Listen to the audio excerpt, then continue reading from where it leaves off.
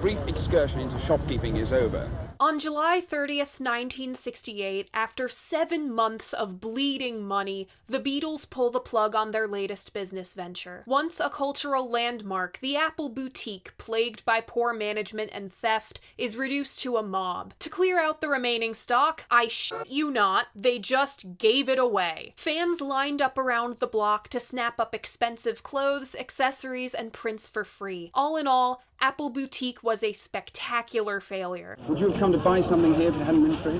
Too expensive for me. How much did the Fab Four lose? Just under $3.7 million in today's money. This was a microcosm of the massive upheaval happening within the Beatles. Disillusionment after seedy transgressions of their spiritual leader came to light. An animated movie they wanted no part of. Belabored sessions for a project that— yeah, this video isn't about the White Album. Or Sgt. Pepper's.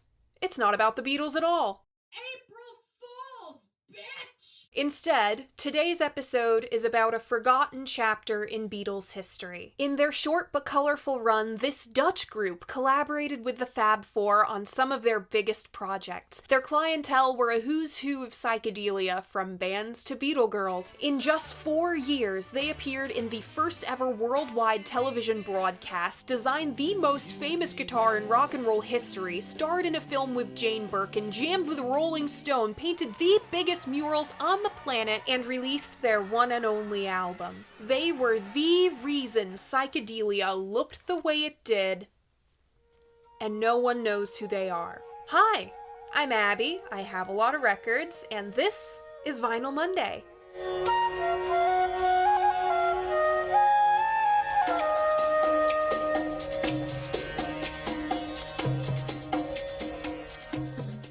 So welcome back, or welcome if this is your first time here. Vinyl Monday is the who, what, when, where, why, and how do I feel about classic albums in my collection. If 30-minute episodes aren't your thing, don't worry. I also do Vinyl Monday in 60 seconds, here on my channel, over on my Instagram, as well as TikTok. Given the thesis of this series being classic albums, I very rarely get to cover the oddities of my collection. But looking at the calendar, I realized that this is probably the only opportunity I will have to cover this group on this day. The next Monday, April 1st, isn't until 2030, and I can't see myself still doing this on YouTube at 31. It's a Monday, it's April Fool's, so let's give this Fool's Day to The Fool! Congrats if, despite my best efforts, you somehow guessed this one. Remember, if you want to play along, all you gotta do is check out my community tab. That's where I post my hints to what next week's album is gonna be. I host polls where sometimes you can pick what's on the series. I make announcements when I'm places that aren't here. You can find all of that on my channel. Alright, let's take the plastic off. So my copy is an original. This was repressed for its 50th anniversary back in 2018 on blue vinyl with 2 bonus tracks. I got my copy from Permanent Records in LA. Now let's talk about this cover art, because this is some of the wildest, most psychedelic art I have ever had on the series. The front and gatefold design, as well as the custom crescent moon labels on the disc, were all designed by The Fool. I don't know who did the photography on the front or the back. It's an unfortunate gap in the history, along with exactly who played what on this thing. Here on the back, we have a photo of the Statue of Liberty with the lyrics to all the songs. The Fool was a Dutch artist collective consisting of Marijke Koger, who contributes vocals and tambourine, Simone Postuma on vocals, bagpipes, bass clarinet, and Mesmar, a flute used by snake charmers in Morocco, Jascha Lieger on vocals and percussion, and Barry Finch on vocals and percussion. Our special guests are the Magi, aka Graham Bond on organ for Keep On Pushin', and Graham Nash on harmonica, saxophone, and organ. All songs were written and arranged by The Fool. This album was produced by Graham Nash, engineered by Eddie Kramer? Okay, there's already way too much going on here. We need some explanations. Roll transition.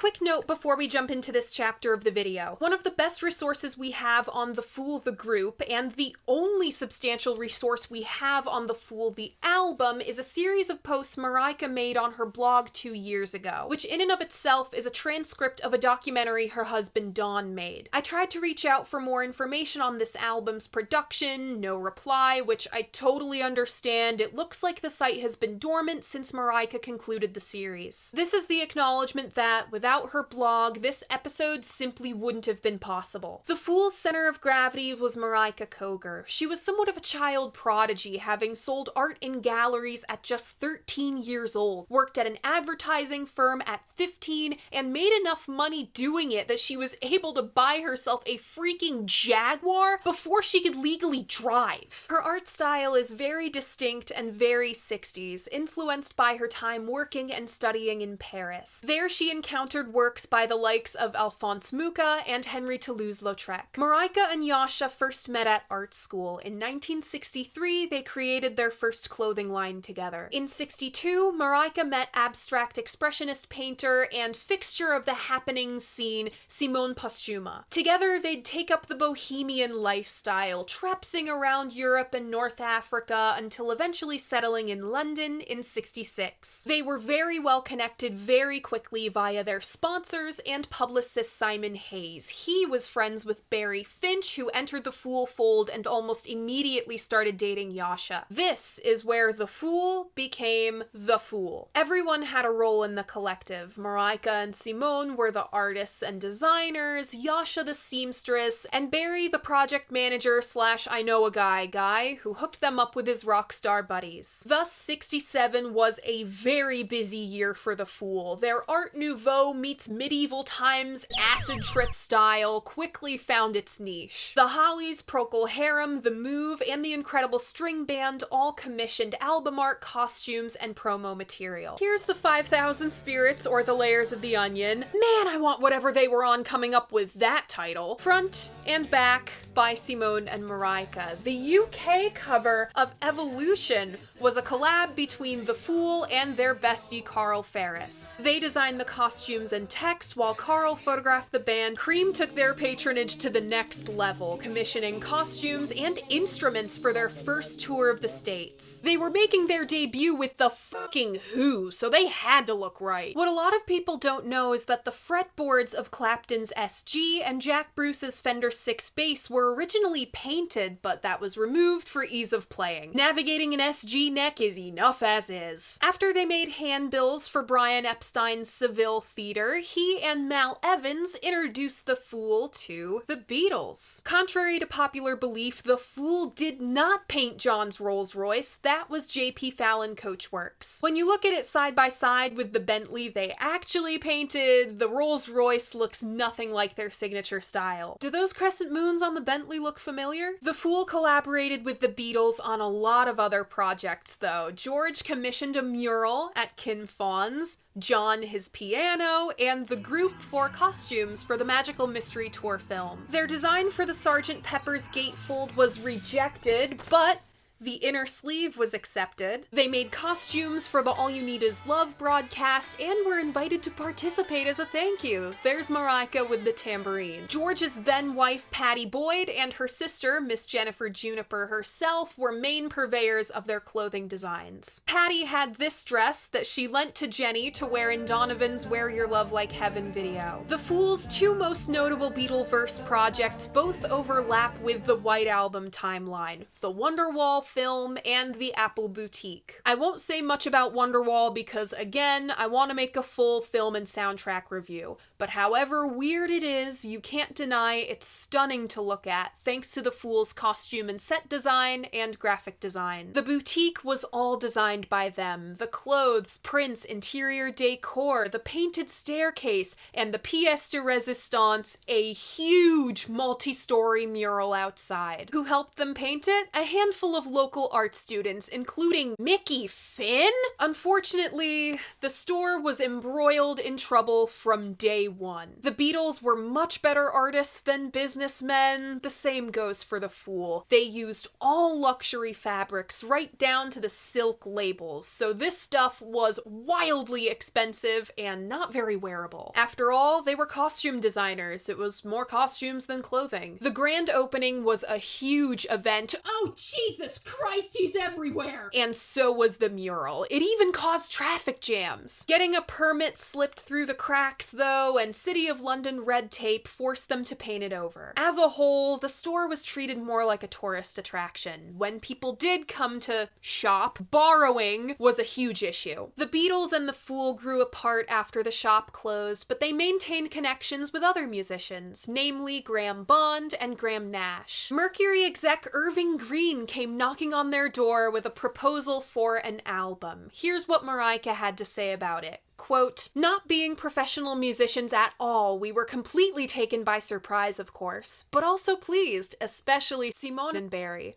All in all, it was an offer we could not refuse." After the transatlantic ferry trip from hell, they made landfall in the States for the very first time to cut their only album. It was recorded at a place we've mentioned a handful of times on this series, the record plant in Sausalito, California. It appears the Fool were one of the first acts to record there. Graham and Graham brought in lots of session musicians to fill out instrumentation, and the Fool contributed their voices, lyrics, and arrangements. Quote, "I keenly felt our lack of musicianship, but we were honest folk music performers and we put everything we had into the sessions. I was very insecure about the whole thing and longed to be painting, but it was remarkable how well the whole album came together. Many contributions and much encouragement from Nash and Bond, the quote, infinite patience of Eddie Kramer, and 3 months of production later, we got this." The track listing of The Fool goes as follows.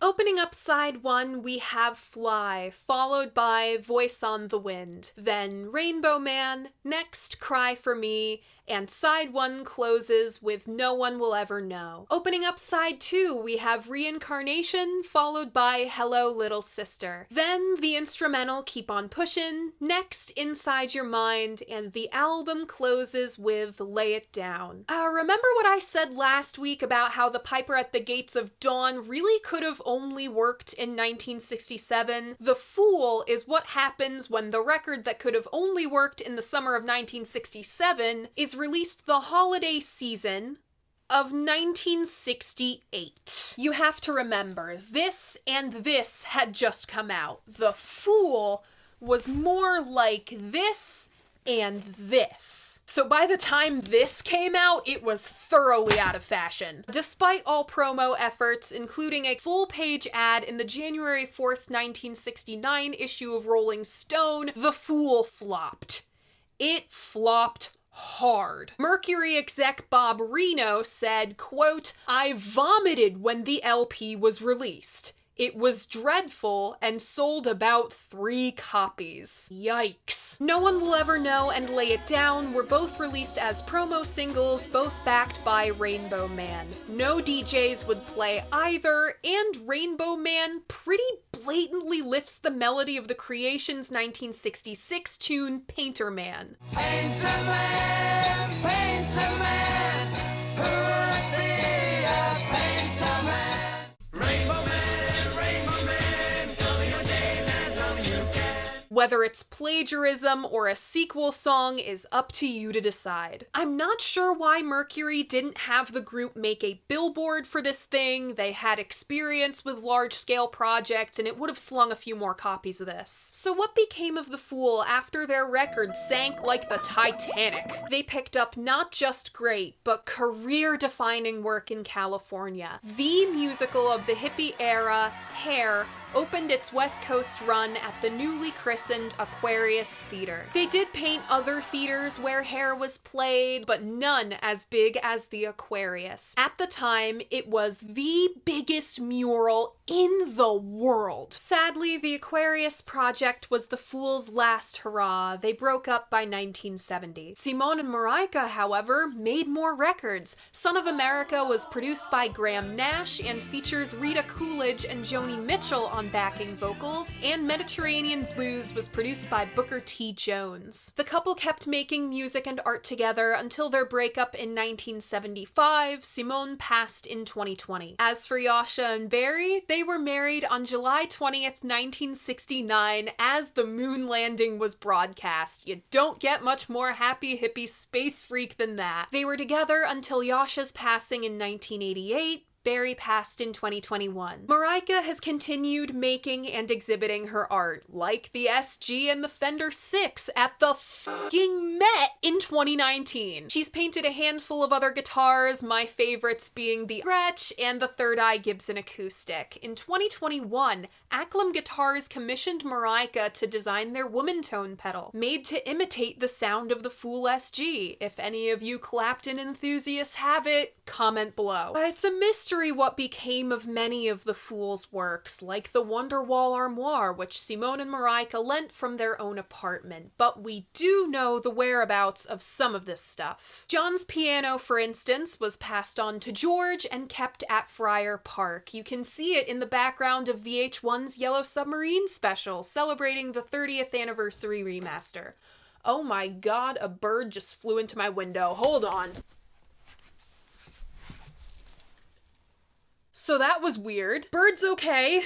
Donnie owns the piano now. Clapton gave the Fool SG away to Jackie Lomax, who then sold it to Todd Rundgren. He fixed it up and played it for a while before selling it at auction, and in November of last year, it was auctioned again for a staggering $1.2 million. Both the Apple Boutique and Aquarius Theater murals have long since been painted over until Quentin Tarantino came along and had the Aquarius redone for his 2019 film Once Upon a Time in Hollywood. Speaking of films, Wonderwall was very nearly lost to the sands of time until a home video re-release in the 90s. Now you can watch it for free here on YouTube. As for the Apple mural, in 2008, the BBC had it projected onto the boutique's former location for a Newsnight special. Clothes by the Fool are very hard to find. I would commit crimes for a piece, but they crop up every once in a while, like at Patty Boyd's recent Christie's auction. 2 of her custom dresses sold for $3 and $4 grand each. Here's a story even the die-hard Fool fans here will not know. One of Ace Frehley's girlfriends had a piece from the Apple Boutique. When Ace broke up with her and cut her off, she tried to sell it back to Marika for twice the price she paid. Clearly she turned that down. So Ace's ex then went to Pamela Des Barres.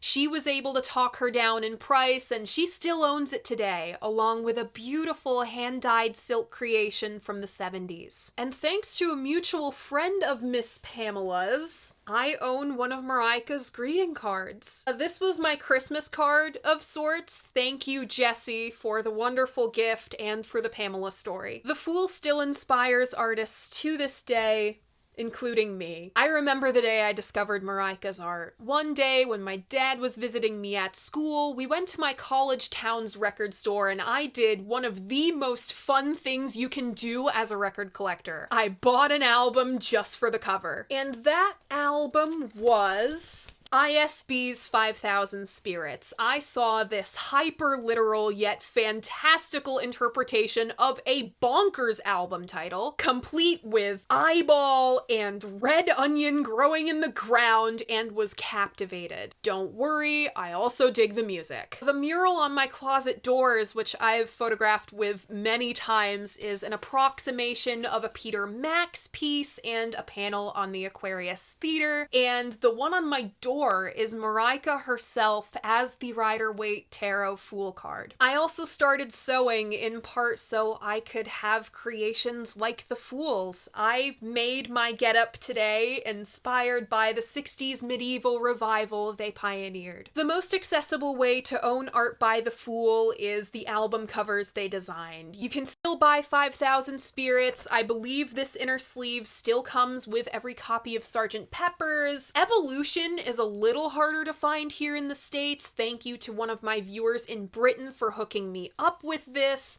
And every once in a while, you will come across this. What do I think of the Fool?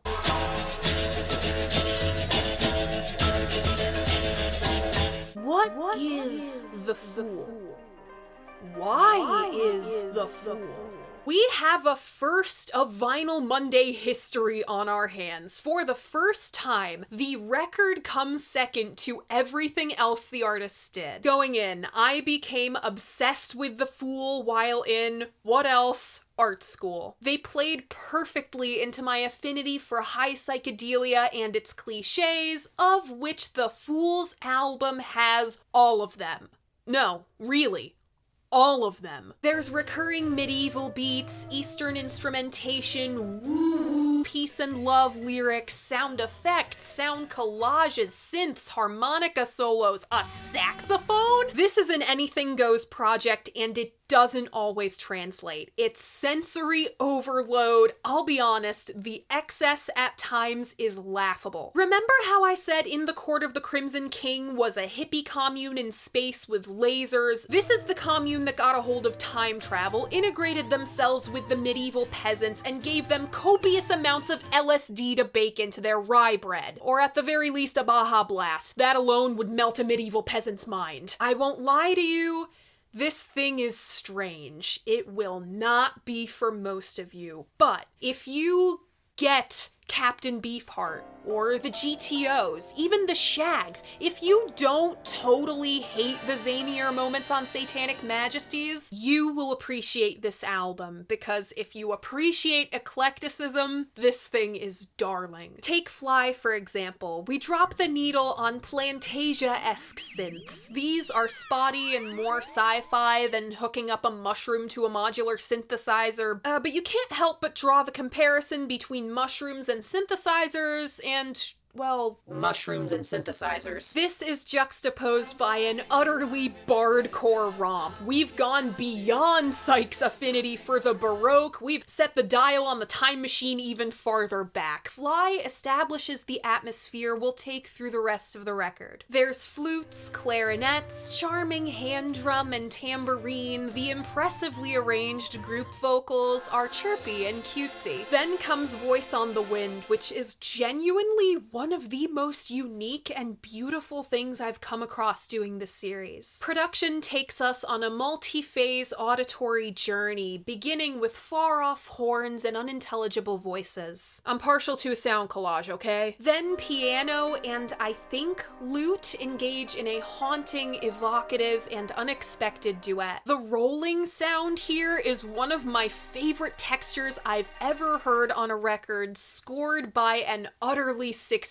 organ. Marika and Yasha's vocals here are hymnal and ethereal, and so well arranged, I honestly thought one of the Grahams did it. But no, the Fool are credited with all of the arrangements here. I appreciate how all the tracks on each respective side segue into one another. The synths from Fly to Voice on the Wind, the men's chorus and bagpipe from this to Rainbow Man. Nash and Eddie Kramer showed care to this material. They very easily could have cast this stuff aside, but no, they gave this zany production a stage to take place on. Now I really feel like I'm on a commune. I should have streamers on a pole and a flower crown. You can tell these guys are Dutch. This is some of the more conventional, but still put a big fat asterisk next to that, instrumentation on the record, with acoustic guitar and harmonica augmenting the bouncy percussion and cutesy vocals singing about painting rainbows. Somehow this is the song I've gotten the most play out of over the years. It's all the most charming things about the Fool rolled into one. Cry for Me is haunting. It's not not as strong as Voice on the Wind. The seagull sound effect is really out of place. I know it's meant to go with the waves crashing softly and probably inspired by the Fool arriving in America for the first time via a ferry to New York City. That's almost certainly why there's a photo of the Statue of Liberty on the back. But it's not too distracting. The singers' voices slowly build into a lilting chamber choir harmony over top of a reverberating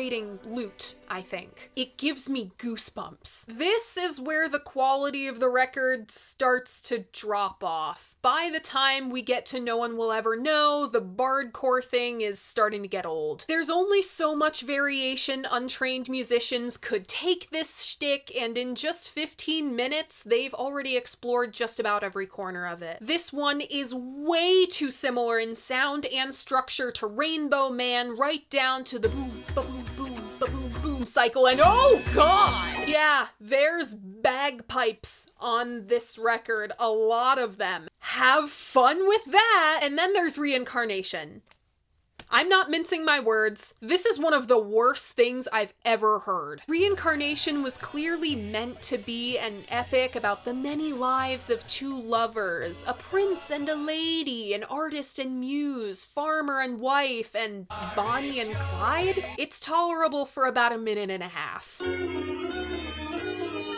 The switch up between Middle Eastern and Middle Ages instruments and tempos is intriguing. Both styles of music have a drone underneath, which psych rock adapted and loved. But this song gets stale fast. It's just way too long. I could not wait for it to be over. I'm not much a fan of the riff, if you can call it that, of Hello Little Sister, but everything else is adorable. The hand drums, a little boy-girl duet singing the most 1967 lines I've ever heard in a song. Quote, "The universe is love and it surrounds you. The diamond of your mind is turning." You have to chuckle at that. This is where I noticed Marika's impressive control of the tambourine. It's deceptively hard to make a tambourine sound good. It's a pretty wily instrument, so to get these tight, clean rolls out of one is impressive. Keep On Pushin' has the most mainstream appeal of anything here, and that might be because it's an instrumental. The Fool built what musical training they had through jam sessions with their friends like Donovan, Eric Burden of the Animals, Mick J, and his girl Marianne Faithfull. So a tune without lyrics like Keep On Pushin' feels natural. This really reminds me of a more controlled sing this all together jam. Do we have more deranged bagpipes? Yes. But what makes this different and more listenable than other moments on the album is its clear, defined center of gravity thanks to Graham Bond's keys. So the anything goes approach works here. The saxophone somehow doesn't feel out of place as it moves from a jazzy solo to a stereotypical Snake Charmer motif. Inside Your Mind is the most overtly folk tune here. I hear Simone and Marika's time working in Greece on this one. But then all of a sudden there's a mariachi band. Again, gorgeous arrangement on the vocals. It almost saves the lyrics. If you are fast asleep at night, your soul is on a travel.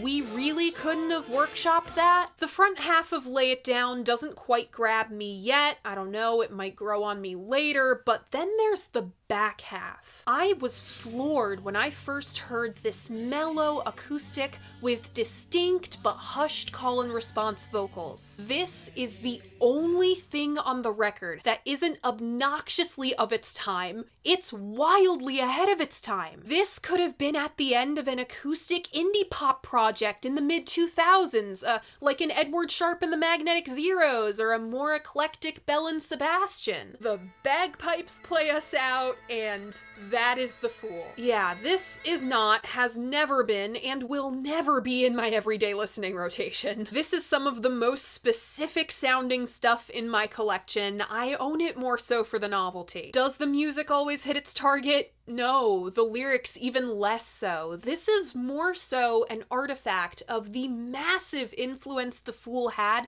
for such a brief period of time. As artists, the Fool are criminally, massively underrated. They dictated a good part of the visual language of the 60s. Marika, in particular, is one of the main reasons psychedelia looks the way it does. You can see it in the album art, the posters, and the promo material she made. A unique blend of Art Nouveau and medieval revival, fluid lines, rainbows, the mantic arts, being totally unashamed of being silly and whimsical. It's all her. The Fool's music reflects those sensibilities. Their time in the spotlight was both the beginning and the end of high psychedelia, a flash in the pan that I'm grateful was immortalized. Given how niche this group is, there's a good chance that Simone's son, Barry and Yasha's kids, even Marika herself and her husband could see this. If by chance they do,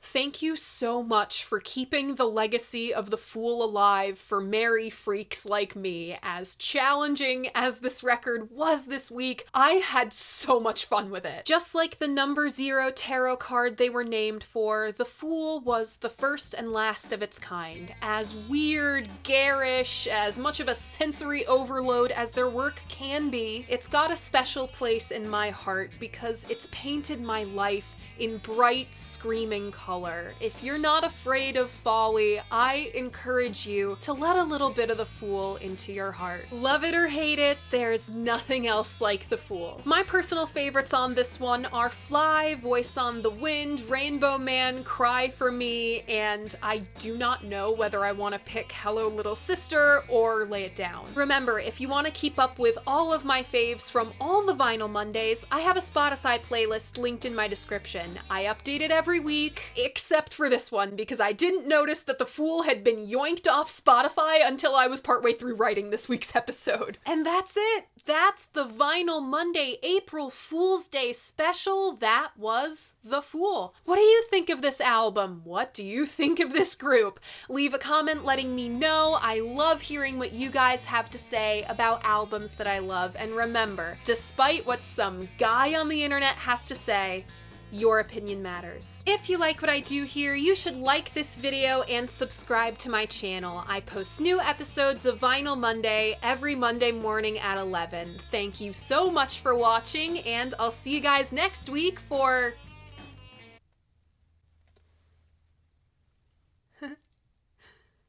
This is another joke, right?